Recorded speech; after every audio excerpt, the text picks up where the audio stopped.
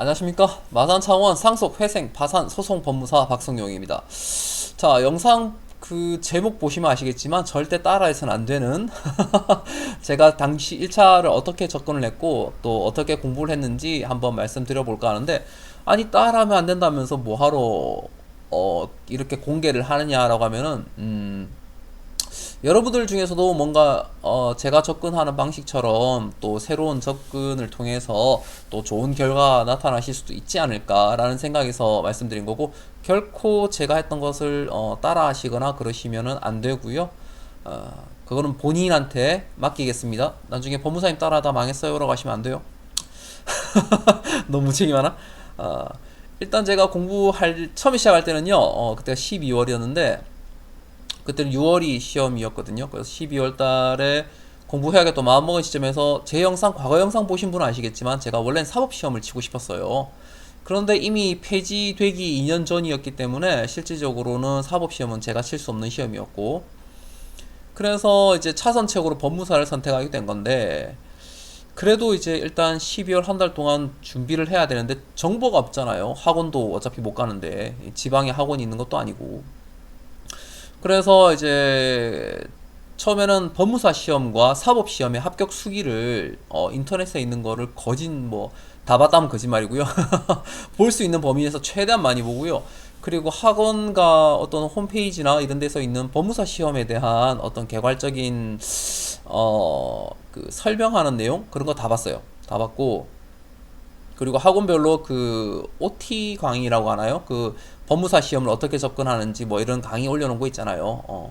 그것도 거진 다 봤어요. 다 보고 그러다 보니까 이제 내렸던 결론이, 뭔지는 모르겠는데 학설이란 건 보지 말라. 안 봐도 되는 것 같더라. 즉 뭐 출제가 되지는 않다더라. 뭐 그런 부분이라든지 이런 거에 대해서 좀 간략하게 가닥을 잡고, 이후에 이제 서점에 전화를 하게 됩니다. 전화해가지고 이제 책을 일단 학원별로 살 거기 때문에 한 과목당 3권 이상씩 살 거고, 그 중에서 한 권씩만 고르고 나머지 권은 다 반납을 하겠다라고 했더니 다들 거절하시더라고요. 아주 당연한 거였죠. 근데 한 서적에서 해주셔가지고 다행히도 다 받아가지고 검토해서 제가 본 건 딱 한 가지였어요. 구성 좋고 가독성 좋은 책. 왜냐면 많이 봐야 되니까 책 자체 특히 재질이라든지 종이가 막 아우 뭐 글씨도 조그만하고 종이도 막 똥종이고 막 그러면은 보기가 싫잖아요. 그렇다고 코팅된 종이도 피했고요. 왜냐면 스탠드 밑에서 이 햇빛이 불빛이 반사돼 가지고 눈이 너무 아파서요. 그래서 일단은 뭐 좋은 책을 이제 몇 가지를 고르고 한 권씩 고르고 나머지는 다 반품을 했습니다. 자, 이제 과목별로 제가 어떻게 접근했는지를 말씀드릴 건데 절대 똑같이 하시면 안 되고요. 본인이 스스로 분석을 하고 본인이 한번 판단을 해 보세요. 자, 일단은 실체법은 조문과의 취지, 판례 위주로 보되 절차법은 절차의 흐름에 따라서 이제 본다는 느낌으로 접근하고, 실체법은 사실 새로운 판례가 많이 나오죠. 왜냐하면 해석상에 여러 가지 문제가 발생하니까요. 근데 절차법은 사실 그렇게까지 새로운 판례가 쏟아지는 과목은 아닙니다. 왜냐면 절차대로 그냥 하면 되지. 뭐 그거에 대해서 다투고 자시고 할 게 별로 없기 때문에 그래요. 따라서 이제 절차법은 절차라는 그 특수성이 있기 때문에 어렵게 느끼지는 것이지, 실질적으로 한번 익혀두고 나면은 실체법보다 그렇게 어렵지는 않습니다. 뭔가 실체법은 유기 이렇게 뭔가 연결된다는 느낌이 잘 없거든요. 자, 이제 과목별로 말씀드리는데 그 절대 따라하지 마시고요. 본인이 어떤 분석을 하고 판단하시는데 도움되시라고 영상 찍습니다. 다시 한번 말씀드립니다. 헌법은 일단 조문하고 위헌 판례만 보고요. 합헌 판례는 안 봤습니다. 아예 그냥 안 봤어요. 왜냐면 합헌이라는 것 자체가요, 법에 합치한다는 거잖아요. 헌법에 합치한다는데 무슨 뭐 볼 이유가 뭐가 있어요? 그냥 위헌 판례만 보고요. 그리고 이제 위헌 판례의 이유, 왜 이런 위헌 판례가 나왔는지를 봤어요. 그러다가 문제집을 풀거나 또는 시험장에서 정말 생소한 지문 나오면은 이건 뭐 합헌이겠지 뭐 이렇게 안일하게 넘어갔습니다. 그런데도 뭐 헌법 점수 잘 나왔고요. 물론 지금도 똑같이 하시기는 무리가 있으시겠죠. 그런데 저는 합헌 판례는 아예 보지도 않았습니다. 자, 상법인데요. 상법은 사실 실체법으로 봐야 되지만은 이게 절차법하고의 중간에 있는 과목으로 저는 생각이 듭니다.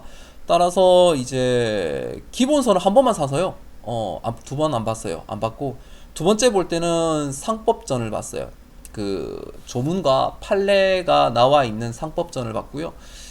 거기에 OX까지 있는 거 있어요. 그거를 위주로 해서 보고 실제법이지만 사실상 절차법처럼 봤고요. 상법도 사실은 새로운 판례가 쏟아지는 그런 과목은 아닙니다. 그래서 저는 오히려 이건 절차법으로 봐야 되지 않나 싶을 정도로 아니면 절차를 위한 어떤 조건 또는 원칙이 되는 법. 하긴 뭐 상법이 원래 그런 거니까요. 그렇게 접근했기 때문에 했었고 해상법, 보험법, 어원법 안 봤어요. 그거는 그냥 문제집으로 때웠고요. 우리가 보험이나 그냥 해상법 같은 경우는 뭐랄까 좀 합리적인 판단, 좀 모범적인 사람이라면 선택할 수 있는 선택지 이런 식으로 접근해가지고 그냥 문제집만 봤어요, 사실은. 어원법은 아예 안 봤습니다. 그런데 중요한 거는 지금 그렇게 했다간 큰일 나겠죠. 이번에 안 그래도 어떤 분이 사례형 문제에 대해서 말씀을 하셨어요. 문제집만 보다 보면은 사례형 문제에 어떻게 접근을 하느냐라고 하셨는데 제가 분석을 해보니까 뭐 사례형 끽해봐야 실제 민법하고 공사법에서만 두 문제, 부동산 등기법에서 한 문제밖에 안 나왔더라고요. 그래서 뭐 사례형 비중이 그리 큰 건 아닌데 중요한 건 최근 문제를 제가 보다 보니까 상법이 옛날 회사법이 많던 시절하고는 다르더라고요. 그래서 보험법과 이제 해상법 보셔야 되고 어원법도 비중이 만만치 않다. 그래서 다 보셔야 되지 않을까 싶어요. 시험은 갈수록 어려워지니까요. 빨리 합격하세요.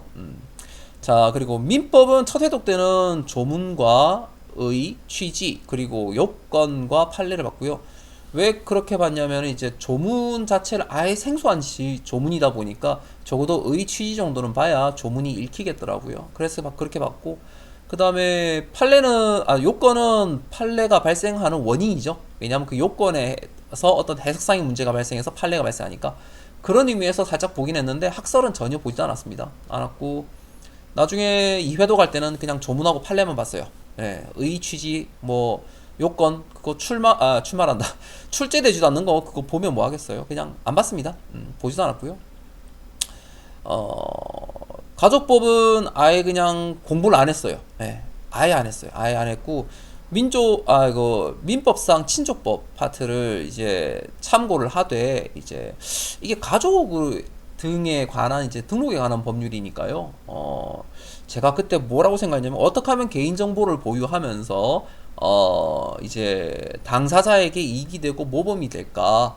실질적으로 저는 뭐랄까 도덕 시험을 친 거죠. 그래서 아예 그냥 그런 느낌으로 찍었어요, 사실은. 친족법과 어떤 이게 도덕적으로 모범 답안이 될 수 있지 않을까라는 생각으로요. 그런데 가족법을 만약에 그 20점인데 그 중에서 그걸 만약에 100점으로 환산했을 때 60점은 나왔어요. 즉 60%를 맞췄다는 얘기죠. 대충 찍었는데. 그렇게 하시면 안 되겠죠. 그런데 사실은 우리 시험이요 거의 60점 언저리가 컷이잖아요. 그런데 그에 비해서는 과목의 양이 너무 많아요. 가족법이 좀 비효율적이지 않나 라는 생각을 해가지고 안 봤습니다. 보지 마시라는 얘기 아닙니다. 다시 한번 말씀드리지만 따라하지 마시고 어떤 본인이 접근하시는 영감을 얻는 데에만 그냥 살짝 참고만 하세요. 자, 민사집행법인데요. 처음에는 이게 제일 가닥을 못 잡았어요. 이게 뭔지도 모르겠고, 왜냐면 민사집행법이라는 게 민사소송법에서 이제 소송 절차상에서 상대방이 재산을 어떤 은닉하면 안 되니까 그거를 동결하기 위한 보전 처분과 그리고 판결문 이외에 나온 집행 그 부분이 떨어져 나온 과목이다 보니까 민사소송법 자체가 이해가 안 되는 상황에서는 이게 뭔 소리인지 몰랐거든요. 그래서 고민하다가 결론은 이제 각 사건별 그 집행 사건이 있잖아요. 그 사건별 목차 위주로 보되 내용에서 조문과 그리고 뭐 주석, 그러니까 각주가 달려가지고 이렇게 판례 있는 거 그런 거 위주로 봤어요. 봤고 2회독 때는 기본서 집어 던지고요. 그냥 그 정리된 거 있어요. 요약집 있어요. 요약집. 요약집만 봤어요. 요약집. 근데 기본서를 한번 그래도 훑고 요약집을 보니까 읽어졌는데 처음부터 요약집 보면은 잘 안 익혀질 것 같기도 해요. 근데 너무 기본서는 너무 난해하더라고요.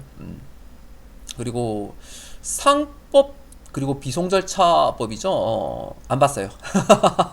가족법하고 똑같은 겁니다. 이거 양은 가족법보다 더 많은데 뭐 점수도 조금 높긴 하지만 굳이 안 봤어요. 그냥 상법 원칙이 되는 상법을 위주로 보되 다만 가족법은 아예 안 봤지만 거의 찍었지만 이 상등법은 그 학원가 홈페이지에 보니까 자료실에 요약집 특히 OX 된 요약집 이런 거 있더라고요. 그거 봤어요. 문제집도 안 봤어요. 가족법하고 상등법은 문제집도 안 봤습니다. 그 요약집만 보고요. 사실은 뭐 대충 때웠어요. 그래서 저처럼 하다가는 민사집행법 접수 안 나오면은 상과목 꽈락 납니다. 조심하셔야 돼요. 안 그래도 민사집행법 꽈락률이 상당히 높은 과목이기 때문에. 그 다음에 부동산 등기법도 민사집행법처럼 목차 위주로 보되 이제 내용 중에 조문이나 선례, 뭐 예규 그런 거 있으면 그런 거 위주로 봤고요. 관련법이 많은 과목인데요. 그 특별히 관련법까지 그렇게 뭐 많이 볼 필요는 없는 과목이 아닌가 싶어요. 그래서 관련법이나 특별법은 문제집으로 때우시고요. 기본서만 기본적인 부동법 기본서만 보시면 되지 않을까 싶어요. 자, 공타법은 그냥 처음부터 요약집만 봤습니다. 애시당초부터 그냥 기본서는 안 샀어요. 요약집 봤고요. 기출 지문 비중이 90%가 넘어가는 과목이라서 상당히 효자 과목이죠. 근데 이제 최근 문제를 보니까요. 변별력을 가리기 위해서인가? 민법도 그 사례형 문제가 두 문제밖에 안 나왔는데, 정확히는 네 문제 정도 되는데, 실질적인 사례형 문제는 두 문제였고, 나머지 문제 두 개는 지문이 그냥 사례형처럼 보이게 나왔던 것 뿐이고요.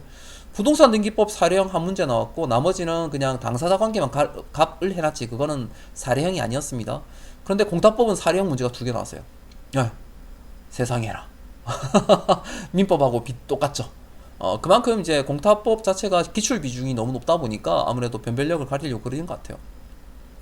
자, 오늘은 제가 이 시험을 어떻게 접근을 했었고 그리고 그 과목별로 어떻게 생각을 하고 공부를 했는지 말씀드려봤는데요. 어, 다시 한번 말씀드리지만 따라하지 마시고요. 왜냐하면 지금 시험의 어떤 성향하고는 좀 많이 달라졌습니다. 지금 봤는데 헌법도 사실은 합헌 판례에서도 이유 부분을 물어보는 것 같이 보이고요. 상법은 실질적으로 회사법에 비견할 정도로 어음법, 해상법, 보험법이 나오고 있고요. 민법은 뭐 사실은 뭐 민법은 새로운 판례와 난해한 판례가 사람을 잡는 거지 실질적으로는 뭐 가족법은 제가 공부 안 했으니까 딱히 뭐라 드릴 말씀이 없어요.